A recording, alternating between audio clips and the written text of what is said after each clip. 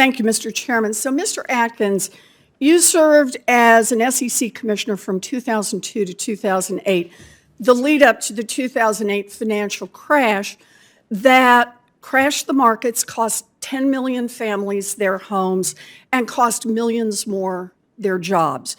Your job was to spot and head off risks that were building up in financial markets, but you showed staggeringly bad judgment. I just have a few examples since we're limited on time. In 2004, when Lehman Brothers and Bear Stearns asked the SEC to allow them to reduce their capital buffer by 40%, you said yes and voted to weaken the rules on investment banks.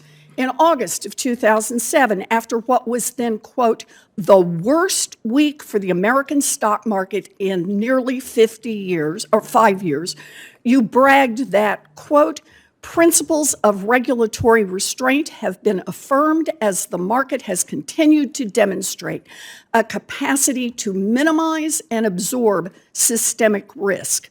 Worst week, and you said, great, it shows how strong we are.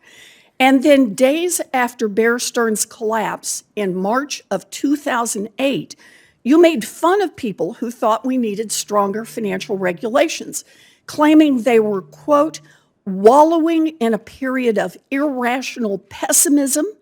And you said that, quote, regulators must not stand in the way of investors and market participants sorting this situation out. Yeah, it sorted itself out with the biggest crash since the Great Depression. So, simple question, Mr. Atkins, were you wrong? Senator Warren, there are many, as we saw on the Congressional Oversight Panel for TARP, there were many causes for the problems there with that subprime mortgage crisis. Yeah, but I'm asking about whether you were wrong about deregulation. No, I don't believe so. I think that was Well, both the SEC Inspector General and the Bipartisan Financial Crisis Inquiry Commission said that the SEC's deregulation of investment banks contributed to the crisis. If you haven't done it yet, I recommend that you read this, Mr. Atkins. Look, this job is about judgment. And holding up on your resume that you were one of the people on the job to exercise judgment in the run-up to the biggest crash since the Great Depression, and now your hindsight is not 20/20, it's 20/0. You still say that weakening those regulations didn't have anything to do with that crash. I really hope you will read the bipartisan analysis that says otherwise, because it's very dangerous to have you in charge of the SEC. Now, one of my other top concerns about your nomination, Mr. Atkins, is that your judgment will be influenced by more than an objective assessment of the data in front of you. After your stint as an SEC commissioner, you founded a consulting firm called Potomac Global Partners. Potomac counts every kind of financial firm subject to the SEC's rules among its clients: banks, asset managers, brokers, exchanges, fintechs, and crypto companies.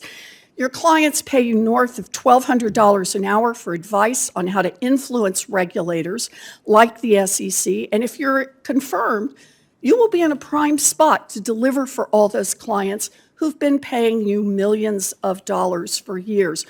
So, Mr. Atkins, given how breathtaking your financial conflicts of interest are, I sent you a letter requesting that you commit to a higher standard of government ethics. Slow down the revolving door here.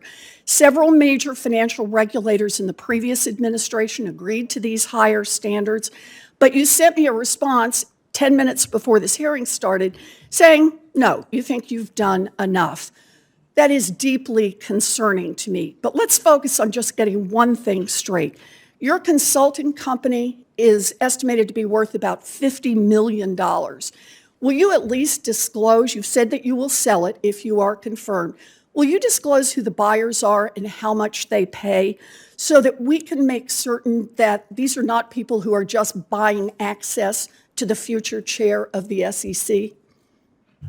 Senator Warren, I have abided by the Office of Government Ethics. I have a question process. about selling Potomac Partners. It's an easy I will yes or no. abide by the process. So is that a no? It You're is not going to tell us certified- who they you have sell it to certified- and they how have much money you get?